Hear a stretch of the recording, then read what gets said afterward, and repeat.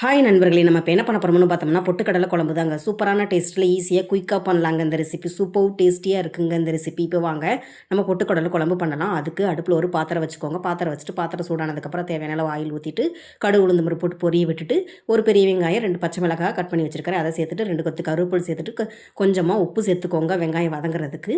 பாருங்கள், இந்த அளவுக்கு சேர்த்துட்டு வெங்காயத்தை நல்லா பொன்னிற வர அளவுக்கு நல்லா வதக்கிக்கோங்க. நல்லா மிக்ஸ் பண்ணிவிட்டு நல்லா பொன்னிற வர அளவுக்கு நல்லா வணக்கிக்கலாங்க. வணக்கிறதுல தாங்க இந்த குழம்பு டேஸ்ட்டே. நல்லா மிக்ஸ் பண்ணி விட்டு நல்லா பொன்னிற வர அளவுக்கு நல்லா வணக்கிட்டு இப்போ வந்து ஒரு 2 தக்காளி எடுத்து கட் பண்ணி வச்சுருக்கிறோம்.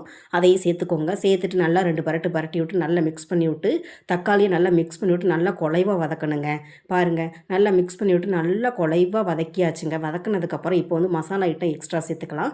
மல்லித்தூள் ஒரு 1.5 டீஸ்பூன் சேர்த்துக்கோங்க. மிளகாத்தூள் 1 டீஸ்பூன் சேர்த்துக்கோங்க. ஒரு அரை ஸ்பூன் அளவு மஞ்சத்தூள் சேர்த்துக்கோங்க. சேர்த்துட்டு மசாலா எல்லாத்தையும் சேர்த்துட்டு நல்லா மிக்ஸ் பண்ணி விட்டு நல்லா குழைவாக நல்லா மிக்ஸ் பண்ணி விட்டு நல்லா வணக்கி விட்டுக்கோங்க. நல்லா வணக்கி விட்டுட்டு இப்போ வந்து தேவையான அளவு தண்ணி சேர்த்துக்கோங்க. உங்களுக்கு தேவையான அளவுக்கு சேர்த்துக்கோங்க. நான் எங்களுக்கு தேவையான அளவுக்கு தண்ணி சேர்த்துட்டு தேவையான அளவு உப்பு சேர்த்துக்கிறேன். முன்னாடியே கொஞ்சம் சேர்த்துருக்கோம், அதனால் பார்த்து சேர்த்துக்கோங்க. சேர்த்துட்டு நல்லா மிக்ஸ் பண்ணி விட்டுக்கோங்க. நல்லா கலந்து விட்டுட்டு ஒரு மூடி போட்டு வச்சுக்கோங்க. கொஞ்சம் நேரம் கொதி வரட்டும். பாருங்கள், கொஞ்சம் நேரம் மூடி போட்டு வச்சு எடுத்தாச்சு. நல்லா கொதியும் வந்துருச்சு. இப்போது வந்து நம்ம பொட்டுக்கடலை தேவையான அளவு எடுத்துக்கிட்டு அதை வந்து நம்ம பவுட்ரு பண்ணி வச்சுருக்கிறோம். அதை தண்ணியில் நல்லா கலந்து நம்ம வடிதட்டு வச்சு நம்ம இருத்து தாங்க தண்ணியை மட்டும்தாங்க அதில் சேர்த்துருக்கோம். சேர்த்துட்டு நல்லா மிக்ஸ் பண்ணி விட்டுட்டு தண்ணி தேவையான அளவு வேணும்னா சேர்த்துட்டு மிக்ஸ் பண்ணி விட்டுட்டு ஒரு மூடி போட்டு வச்சு எடுத்துக்கலாம்.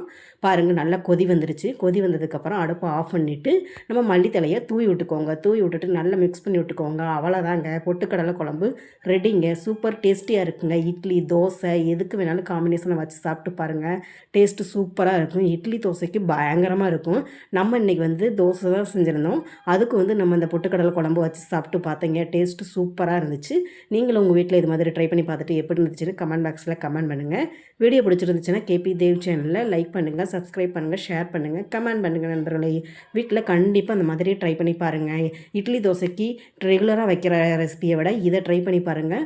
சூப்பர் டேஸ்டியாக இருக்கும். நீங்கள் வீட்டில் இது மாதிரி ட்ரை பண்ணி பார்த்துட்டு எப்படி இருந்துச்சுன்னு கமெண்ட் பாக்ஸில் கமெண்ட் பண்ணுங்கள். வீடியோ பிடிச்சிருந்துச்சுன்னா கேபி தேவ் சேனலுக்கு சப்போர்ட் பண்ணுங்கள் நண்பர்களே.